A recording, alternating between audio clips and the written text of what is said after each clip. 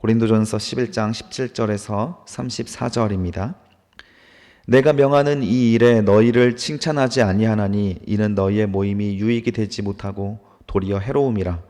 먼저 너희가 교회에 모일 때에 너희 중에 분쟁이 있다 함을 듣고 어느 정도 믿거니와 너희 중에 파당이 있어야 너희 중에 옳다 인정함을 받는 자들이 나타나게 되리라. 그런즉 너희가 함께 모여 주의 만찬을 먹을 수 없으니 이는 먹을 때 각각 자기 만찬을 먼저 갖다 먹음으로 어떤 사람을 시장하고 어떤 사람은 취함이라.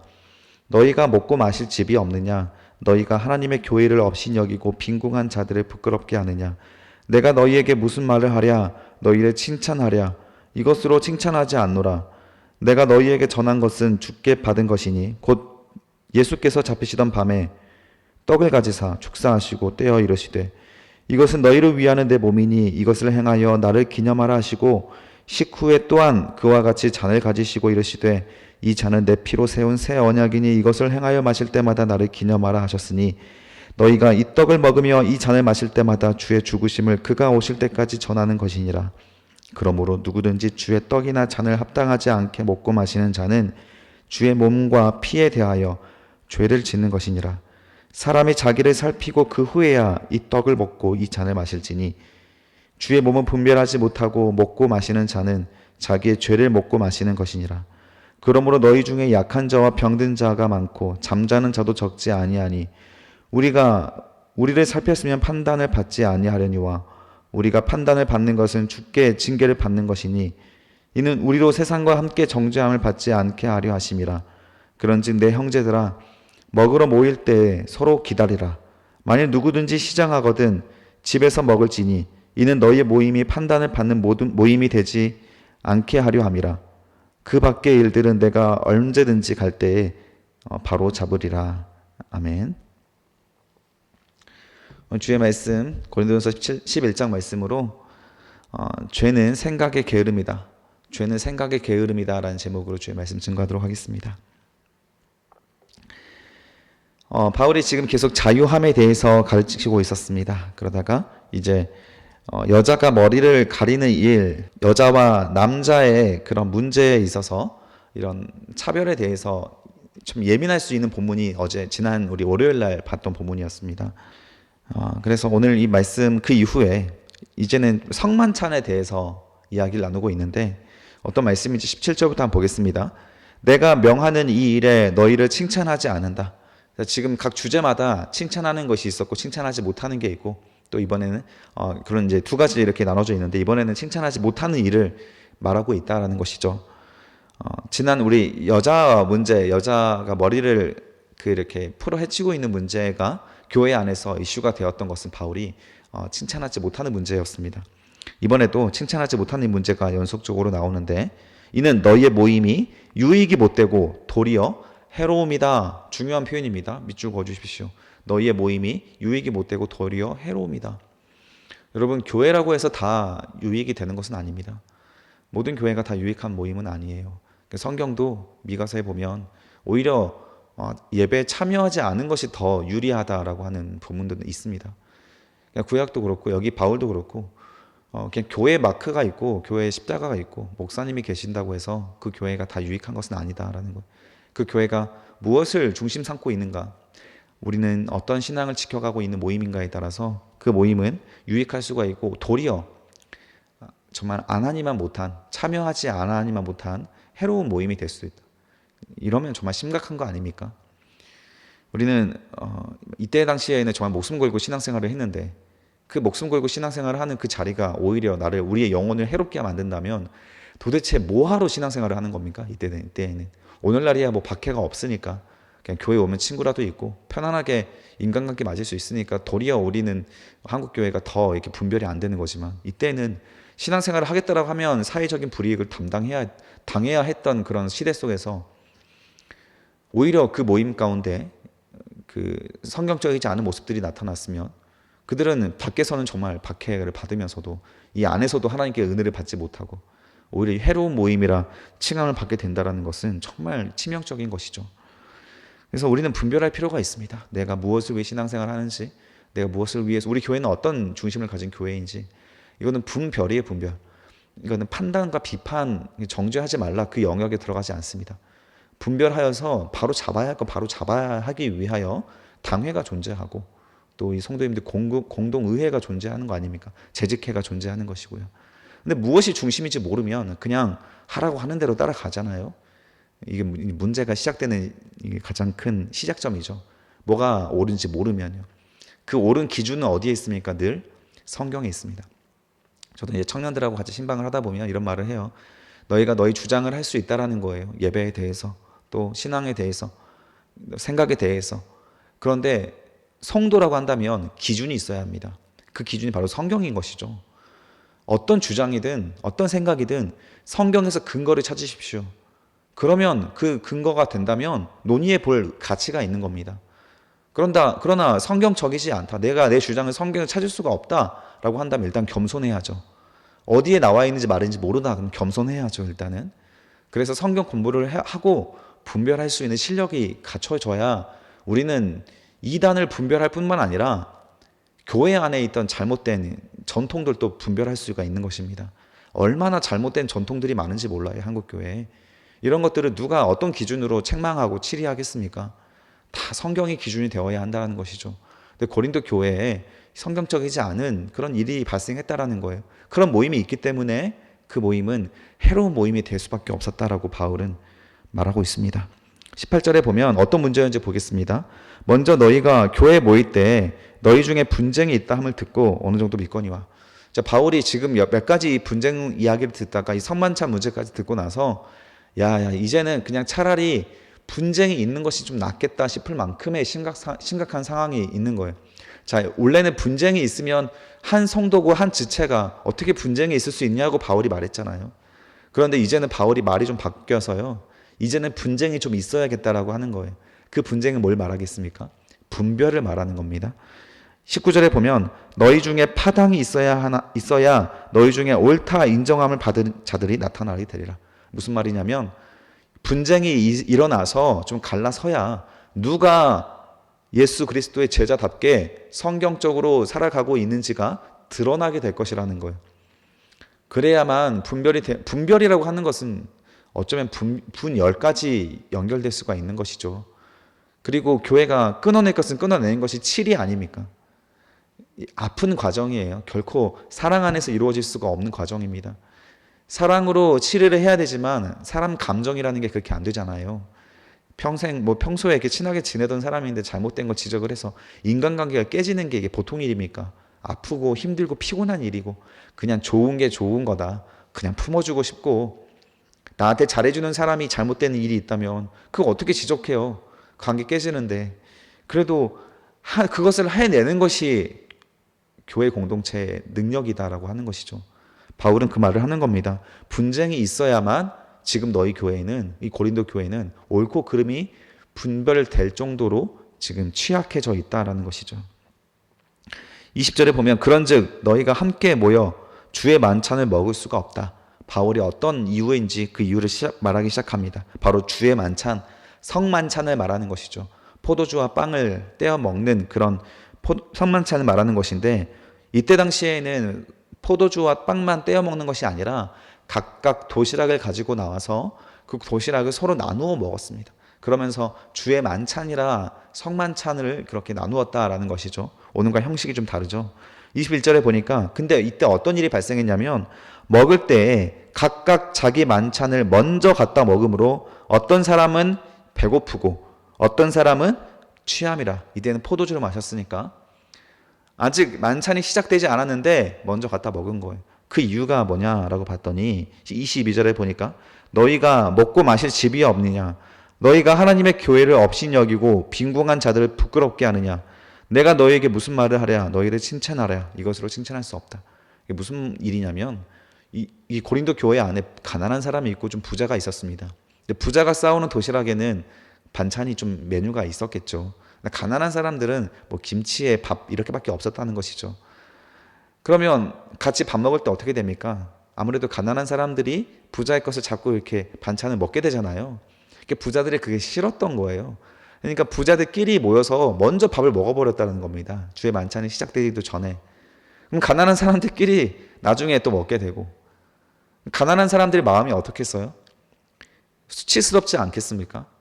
아, 저 부자들이 우리가 자꾸 반찬 뺏어 먹으니까 자기들끼리 먹는구나. 이 오늘날에도 이건 참 비참한 거지만 당시에 옛날에 배고픈 시절에는 좀 이해가 될 법하지 않습니까? 아, 저는 이제 배고픈 시절을 그렇게 많이 겪어보진 않았지만 저도 이제 도시락을 싸서 학교 갔던 적이 있지만 그때 어머니가 싸줬던 닭강정이 참 맛있었거든요. 근데 그거 친구들한테 맨날 뺏겨 먹었습니다. 그랬더니 어머니가 이제 밥 밑에다가 이렇게 깔아주시고 막 그랬었는데, 근데 그거 뺏기기 싫으니까 먼저 그냥 점심시간 되기 전에 3교시에 먼저 먹었다라는 것이에요. 4교시 끝나고 점심시간인데 먼저 먹어버리고 점심시간에는 그냥 맨밥에다 먹고 막 이렇게 됐다라는 것이죠. 지금 이 상황이. 이게 지금 교회 안에서 일어나고 있는 일이라고 하는 겁니다. 이게 상식적으로 이게 옳지 않지 않습니까? 그런데 교회가 생각을 안 하고 있으면 이거를 그냥 이렇게 된다라는 거예요. 지금 우리 망원제일교회에 일어나는 일들과 모든 일들을 이렇게 글로 적어보면 굉장히 비상식적인 일도 있을 겁니다. 당연하게 우리가 생각하고 있는 일들 중에서 너무 비상식적인 것들이 있어요. 그런 일들을 우리는 생각을 안 하고 있으면 그냥 그러려니 해버립니다. 고린도 교회가 딱 그런 상황이었다는 거예요. 이건 말도 안 되는 일이지 않습니까? 부자가 가난한 사람들을 업신이 여기는 것인데 바울은 뭐라고 말하냐면, 밑줄 그어주십시오. 하나님의 교회를 업신이 여기느냐, 하나님의 교회를 조롱하느냐, 이런 말이에요. 너희들 지금 뭐하고 있느냐, 교회 와서. 왜 이 정도 판단력도 없느냐, 이거를 어떻게 말도 안 되는 이런 일들이 저지르고 있느냐, 주의 만찬이라는 이름 아래 너희가 어떻게 이렇게 추한 일을 벌일 수가 있느냐.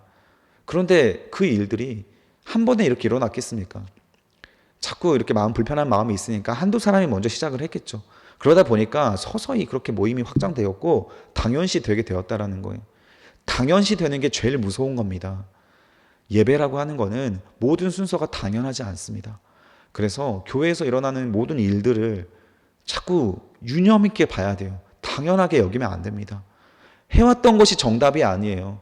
우리는 원래 이렇게 했었습니다, 이런 말들을 많이 하시는데, 해왔던 것이 오히려 지금 고린도 교회에 이렇게 병들게 만들었잖아요. 해로운 것들이 될 수 있습니다. 해왔던 것이 오히려 생각하고 성경적으로 개혁해야 할 일들이 한국교회는 더 많이 있어요. 그런 일들을 우리가 보면서 생각을 하라. 23절에 보면, 내가 너희에게 전한 것은 주께 받은 것이니 곧 주께서 잡히시던 밤에 떡을 가지사. 성만찬 때 사용하는 본문입니다. 우리가 하는 성만찬은, 주의 만찬은 어떤 만찬이냐? 예수님께서 자기 몸과 피를 떼어주는 만찬이라는 거예요. 보겠습니다. 24절에 축사하시고 떼어 이르시되, 이것은 밑줄 그어주세요. 너희를 위하여 뜯긴 내 몸이다. 이것을 너희를 위하는 내 몸이니 이것을 행하여 나를 기억하라. 예수님은 자기 반찬 내주는 정도가 아니고 자기 살점을 떼줬다라는 거예요. 살점을. 25절에 식후에 또한 이와 같이 잔을 가지사 이르시되, 이 잔은 내 피로 세운 내 언약이니 내 새 언약이다. 이것을 행하여 마실 때마다 나를 밑줄 그어 주십시오. 기념하라. 기억하라. 생각하라. 주의 만찬의 본질과 의미는 어디에 있습니까? 우리의 피와 살을 나누는 것에 있습니다. 그런데 반찬 하나 못 나눠요. 그렇게 되는 거예요. 생각을 안 하고 있으면, 기억을 안 하고 있으면. 26절에 보면, 너희가 이 떡을 먹으며 이 잔을 마실 때마다 밑줄 그어 주십시오. 무엇을 기억해야 됩니까? 주님의 죽으심이요. 주님의 죽으심. 그가 오실 때까지 전하는 것은, 예수께서 오실 때까지, 우리가 죽을 때까지 전하는 것은 주님의 죽으심이다 라고 하는 것입니다. 초대교회의 가장 아름다운 전통은 내 것을 내 것으로 여기지 않는 것에 있었습니다. 이게 초대교회잖아요. 그래서 자기 것을 여기지 않고 있는 것도 팔아서 가난한 사람들에게 나눠주고, 누구나 굶는 사람이 없고 가난한 사람이 없는 것이 초대교회의 아름다운 전통인데, 이거를 생각을 안 하고 있으니까 고린도 교회는 그 전통은 사그라져 버리고 다 이기적이고 자기밖에 모르는 신앙이 되었다라는 것이죠.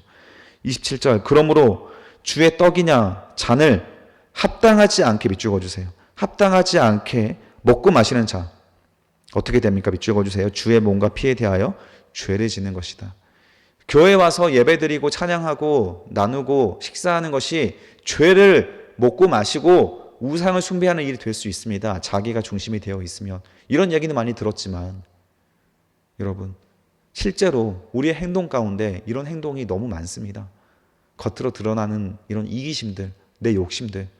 교회 안에서 뭐 이렇게 나누고자 선물 같은 거 있으면 꼭 이게 뭐 욕심 부려서 여러 개 가져가시는 분들, 자기밖에 모르고 남들이 못 가져가는 거, 남들이 생각 안 하고 살피지 않고 자기밖에 생각을 안 하는 거. 이유는 뭐 합리적인 이유가 있지 않습니까? 뭐 남으면 버리니까. 그런데 그러다가 시작을 하는 거예요. 한 번에는 처음에는 나무니까 버리니까 가져갔다가 나중에는 자기 거 챙겨놓고 나누기 시작을 하는 거예요. 이런 일도 비일비재하게 일어나고요. 이런 사람들은 교회에서 오히려 죄를 먹고 마시는 것이니 얼마나 억울합니까? 28절에 바울의 핵심 표현입니다. 밑줄 그어주십시오. 사람이 자기를 어떻게 알아? 밑줄 그어주세요. 살피라. 살피고 그 후에야 떡을 먹고 이 잔을 마셔라. 생각하라는 것입니다. 이 뒤로 살펴라 한 번 더 등장합니다. 여러분, 오늘 말씀 제목이죠. 죄는 생각의 게으름입니다. 생각하지 않으려고 그냥 습관처럼 행동하는 것들, 그런 것들이 우리 죄를 자꾸 발생하게 만드는 거예요. 죄의 언어를 말합니다. 그래서 자꾸 신앙의 대화를 나눠야 돼요. 안 그러면 우리 세상적인 습관들과 생각들이 신앙과 섞여서 나옵니다.